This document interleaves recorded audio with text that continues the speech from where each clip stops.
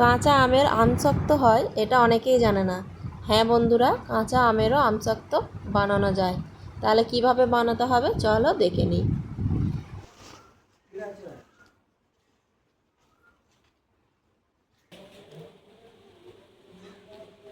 আজকে আমি আর একটা নতুন রান্নার রেসিপি নিয়ে চলে এসেছি।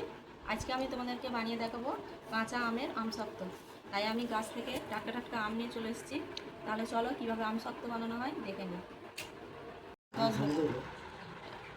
কী কী উপকরণ নিয়েছি তোমাদের একটু বলে দিই। এখানে আমি 1 কেজির মতো আম নিয়েছি, চিনি নিয়েছি, চিনিটা যে যেমন পারো সে তেমন কমিয়ে বাড়িয়ে নিতে পারো। লবণ লাগবে, কিছু গরম মশলা নিয়েছি যেমন দারুচিনি আর গোলমরিচ, সর্ষের তেল লাগবে। আর আজকে আমি আমসত্ত্বটা একটু অন্যরকমভাবে বানাবো, তাই আমি এখানে পালস লজেন নিয়েছি। এখানে আমার 10টা লজেন আছে, 10টার মতো লজেন্স নিয়েছি। আমি ভালো করে আমগুলোকে পরিষ্কার করে ধুয়ে নিয়েছি, যাতে করে কাটবার পর আর ধুতে না হয়, এবং ভালো করে ছিলে নিতে হবে যাতে করে সবুজ অংশটা একটুকু গায়ে না লেগে থাকে। এইভাবেই ছিলে নিতে হবে।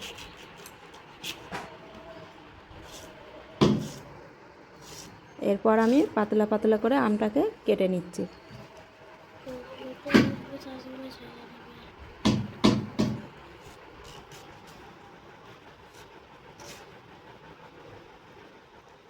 এইভাবে আমি আমগুলো সব কেটে নেব।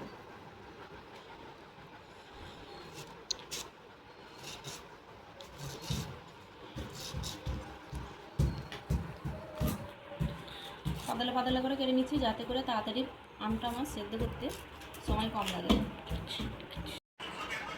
আমটা পুরো আমি কেটে নিয়েছি এইভাবে। এবার এটাকে আমি ভালো করে সেদ্ধ করে নেব।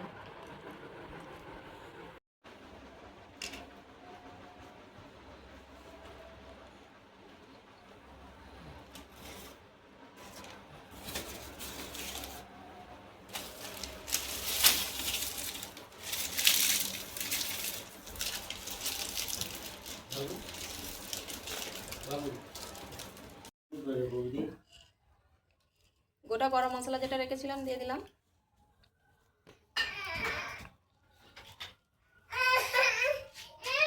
লবণ দেবো স্বাদ অনুযায়ী।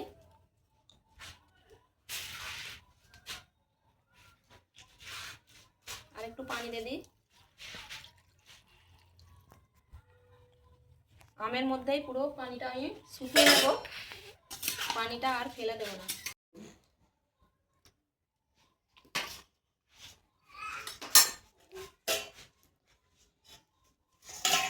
আমটা সেদ্ধ হওয়ার জন্য আমি এখানে ঢাকা দিয়ে রেখে দেবো। ঢাকনাটা একবার আমি খুলে দেখি।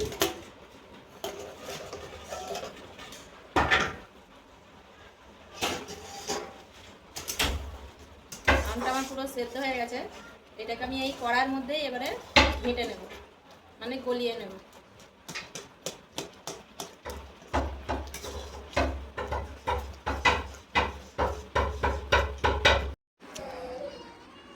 আমটা এখানে আমার সেদ্ধ হয়ে গেছে। এবার এটাকে আমি নামিয়ে ঠান্ডা করে নেব, তারপর এটাকে আমি ছেঁকে নেব। আর দেখো কতটা আস্তে আস্তে মানে রান্না হবার যত মানে সেদ্ধ হচ্ছে ততটা এর আস্তে আস্তে রঙও পাল্টে গেছে।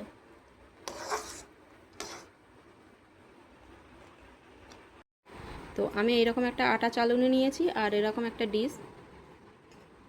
আমি এটা দিয়েই আমটাকে যেটা আমি সেদ্ধ করে রেখেছি সেটা আমি এতে ভালো করে ছেঁকে নেব। তো আমটা আমার প্রায় অনেকটাই ঠান্ডা হয়ে গেছে, একটু একটু করে নেব আর চালুনিতে চেলে নেব। তোমরা চাইলে সুতির কাপড়ে বা স্টেনারেও এটাকে ছেঁকে নিতে পারো।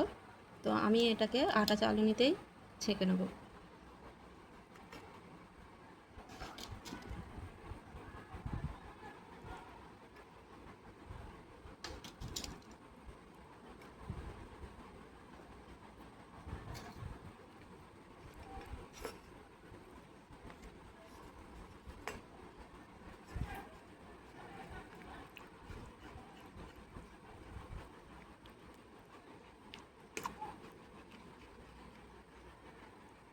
সেদ্ধ করার পর অবশ্যই এটাকে চেলে নিতে হবে, নাহলে এর মধ্যে যে গুঁটুলে গুঁটুলে ভাব আছে এটা আমশক্ততে থাকে না, তোমরা জানো অবশ্যই। তো এইভাবে ছেঁকে নিলে যে পেস্টটা হয়েছে, আমের যে পেস্ট বা ব্যাটার যেটাই বলো না কেন, সেটা খুব স্মুথ হবে। তো আমি এইভাবে এটাকে চেলে নেব।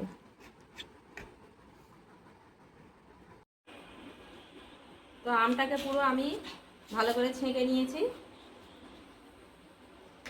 এই আমার আমের পাল।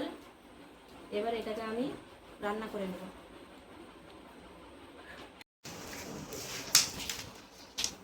এবার কড়াইয়ের মধ্যে আমের যে পাল সেটা আমি ঢেলে দিচ্ছি।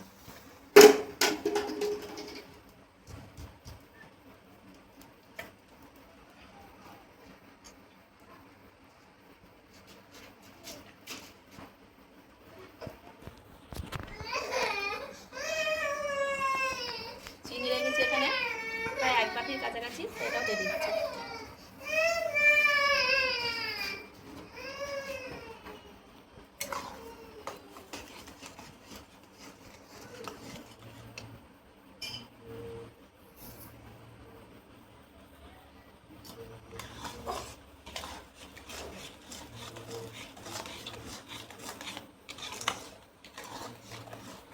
এটাকে এবার এইভাবে নাড়তে থাকবো।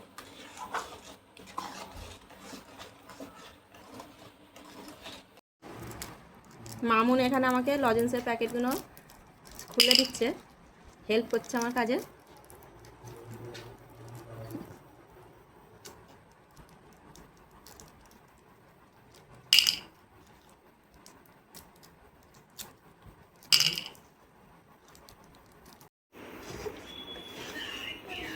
এবার এর মধ্যে আমি লজেনগুলো দিয়ে দেবো, গোটায় দিয়ে দিলাম। এখানে আমি গোটা গোটা লজেন্স দিয়ে দিয়েছি, লজেনটা এমনিতেই গলে যাবে, আর এটাকে আর গুঁড়ো করার দরকার নেই।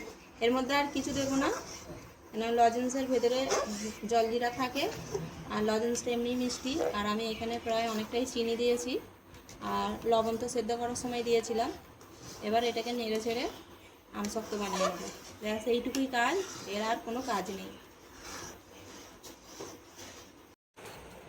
তো আমশক্তটা আমি এরকম একটা বড় খাঞ্চা নিয়েছি, এর মধ্যে বসাবো, আর এরকম দুটো বাসন নিয়েছি, এর মধ্যেও দেবো। তো প্রথমে এর মধ্যে সরষের তেল দিয়ে দেবো।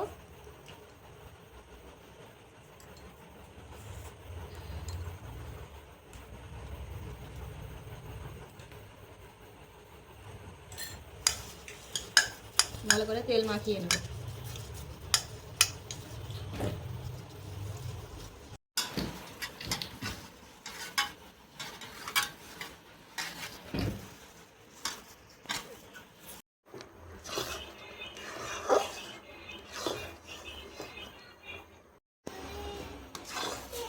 এবার এই গ্রেভিটা তৈরি হয়ে গেছে।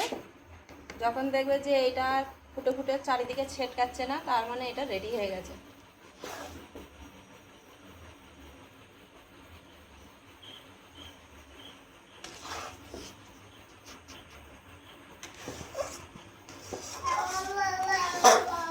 এটাকে নামিয়ে দেবো।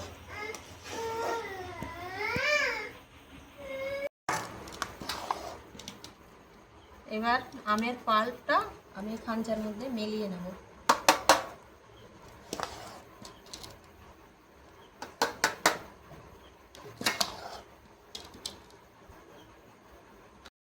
তো গরম থাকতে থাকতে এভাবে খাঞ্চার মধ্যে মিলিয়ে দিতে হবে, নাহলে ঠান্ডা হয়ে গেলে আর জিনিসটা একটা জায়গাতে জমাট বেঁধে যাবে।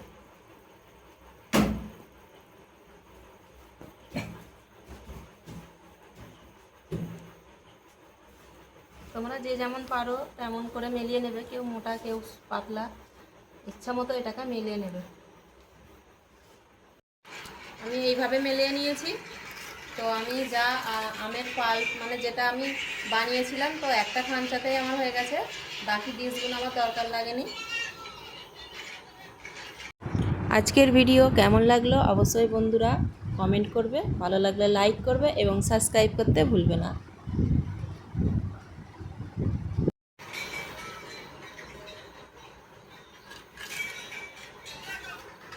তো এটা ঠান্ডা হয়ে যাবার পর তোমাদেরকে আমি পিস পিস করে কেটে দেখাবো।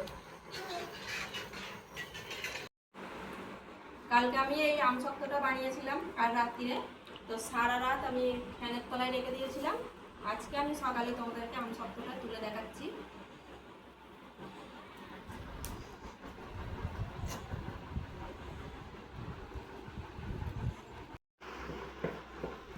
তো আমসত্ত্বটা দেখো কত সুন্দর হয়েছে, পুরোটাই হাতে তুলে নেওয়া যাবে। এই দেখো,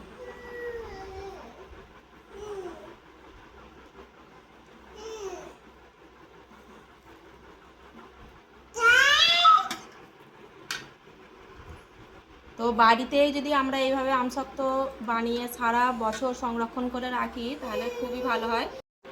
এই আমসত্ত্বটা আমি সারা বছর সংরক্ষণ করে রাখতে পারি ফ্রিজের মধ্যে, নর্মাল ফ্রিজে অবশ্যই। তো বাড়িতে এইরকম যদি আমরা মানে খাঁটি জিনিস বানিয়ে নিই তো স্বাস্থ্যের পক্ষে খুবই ভালো। তো আমরা যে অনেক সময় কি হয়, ঝড় বাদলের দিনে অনেক আম পড়ে নষ্ট হয়ে যায়, তো আমরা যদি সেই আমগুলো ফেলে না দিয়ে এইভাবে আমসত্ত্ব বানিয়ে বাড়িতে রেখে দিই তাহলে খাওয়াও হবে এবং জিনিসটা অপচয়ের হাত থেকেও বেঁচে যায়। তো এই আমসত্ত্ব রোদ্দুরেও দেওয়ার দরকার নেই, শুধুমাত্র আমসত্ত্ব বানিয়ে আর ফ্যানের তলায় রেখে দিলেই এরকম আমসত্ত্ব বাড়িতেই বানানো হয়ে যাবে খুব সহজে, সময়ও কম লাগে, খরচাও কম। তোমরা যেমন মিষ্টি পছন্দ করবে তেমন এতে চিনির পরিমাণটা কমিয়ে বাড়িয়ে নেবে।